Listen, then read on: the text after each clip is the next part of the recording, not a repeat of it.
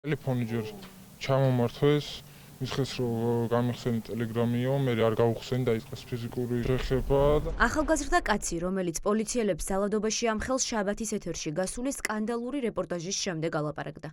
რესპონდენტი უსაფრთხოების გამო საკუთარ ვინაობას არასაჯაროვებს, თუმცა ყვება, რომ ძველი თბილისის პოლიციის თანამშრომლები ზუსტად იმ სცენარით გაუსწორდნენ, როგორც 16 წლის არასრულწლოვანს.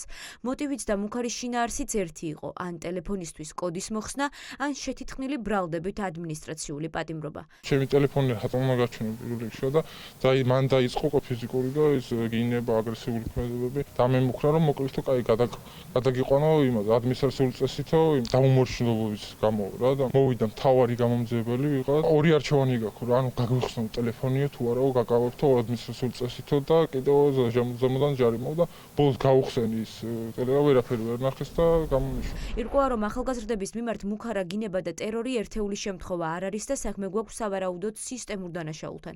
ყველა შემთხვევაში პოლიცია ერთი სქემით მოქმედებს. ტერორის შემდეგ ხელს აწერინებენ, რომ პრეტენზია არ აქვთ და ათავისუფლებენ. ვინც უკანონობაზე არ ჩუმდება, მათ წინააღმდეგ რეპრესიები გრძელდება. ხშირი შემოწმები ხوار და კიდევ ხანახან ცდება ხოლმე ზედაპირულ იმას. დათვალიერებას რაც აქვს კანონმდებლობით. ჩვენ ხელში ხარო რა და არავინ არ არის შენი განაჩენელიო. არა, მან ფიზიკურად ისე შემეხმე, რომ ანუ ძირს ვიგდე რეალურად 3-4 პრეტენზია გააქო, ანუ რაც მოხდა ვიცით, რომ ნახეს უკვე ტელე არაფერი რო არის. თუ მქონდა მაშინ გადავყავდი იმაზე, კაპიტანზე ადმინისტრაციულ წესით და კიდე ჯარიმას მიმართა. თუ არ მქონდა, მაგ შემთხვევაში ვიყავ თავის. საბოლოო ჯამში მომიწია თქვა, რომ არანაირი პრეტენზია არ მაქვს. 24 წლის ახალგაზრდას პოლიციელების დანაშაულის დამადასტურებელი მტკიცებულებები არ აქვს. არასრულწლოვნისგან განსხვავებით, რომელმაც პოლიციელების ფარულად გადაღება შეძლო, მას ტელეფონი შეჩერების პირველივე წუთებში ჩამოართვეს. ძველი თბილისის პოლიციის მეშვიდე სამმართველოში კი დღეს თავის მართლების რეჟიმში იყვნენ. პოლიციელები უარყოფენ, რომ დედაქალაქში რეიდის დროს სამსახურებრივ უფლებამოსილებას ბოროტად იყენებენ. პოლიციელები მოქალაქეებს არ ემუქრებიან ზოგადად.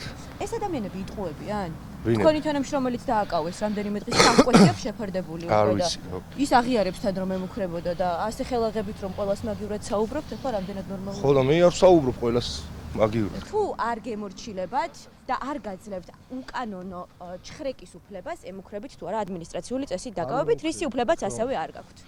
პოლიცია ყოველთვის მოქმედებს კანონის ფარგლებში. 24 წლის მამაკაცია, რომელიც ასევე ძალადობაში გადანაშაულებთ კონკრეტულად თქვენ არა, თქვენს თანამშრომლებს. არ ვიცი, ვერ გიპასუხებთ რა. სადღაც რაღაც მოხდა ეხა მე რა ვიცი. ზოგადად პრაქტიკა როგორი გაქვთ ხოლმე ადამიანს გადასამოწმებლად რომ აჩერებთ ტელეფონს რატომ ახსნევინებთ, დაკავებით მუქარა ეს ნორმალურია. არ ვიცი რაზე მესაუბრებით საერთოდ. ეს კონკრეტული საქმე არ იცით, მაგრამ ასე მუშაობთ ხოლმე. შაბათს გასაჯაროებულმა ფარულმა ჩანაწერებმა აჩვენა სისტემური დანაშაულის მთელი კასკადი. არასრულწლოვნებს პოლიციის მანქანებში მამის გაუპატიურებით ემუქრებოდნენ, აგინებდნენ და სცემდნენ. აქამდე, როდესაც ხვები ყვებოდნენ, პოლიცია ამტკიცებდა, რომ ტყუილია. ახლა კი, როდესაც არსებობს ვიდეო ჩანაწერი, მინისტრი თავს იმართლებს. გთხოვს დაველოდოთ გამოძიებას, რომელმაც რეპრესიებში მხილებული 5 პოლიციელიდან მხოლოდ 1 დააკავა. რატომ რჩებიან ეს ადამიანები თანამდებობაზე ამ დრომდე, როგორც ჩვენ გვაქვს ინფორმაცია, დაკავებულია მხოლოდ 1 და ამ კადრებში ხომ ბევრი ჩანს.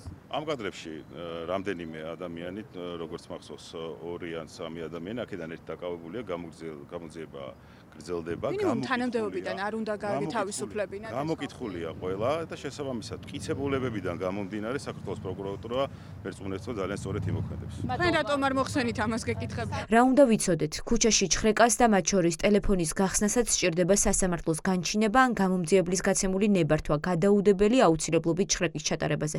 ტელეფონის გახსნაც ჩხრეკაა, ზედაპირული დათვალიერება მხოლოდ გარეგან შემოწმებას ითვალისწინებს. თუმცა პოლიციელები წლებია კანონს არ ღვევენ და ზედაპირული დათვალიერების ნაცვლად მოქალაქეებს ჩხრეკენ.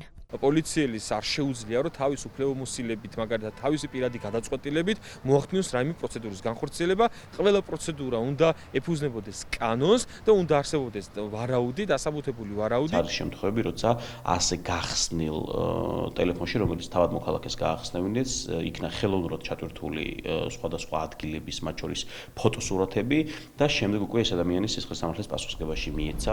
5 პოლიციელიდან 4, რომელიც არასრულწლოვანზე ძალადობაში მონაწილეობდა, ამ დრომდე პოსტზე რჩება. მათთვის უფლებამოსილების შეჩერების შესახებ ინფორმაცია საგამოძიებო უწყებებს ამ დრომდე არ გავრცელებიათ.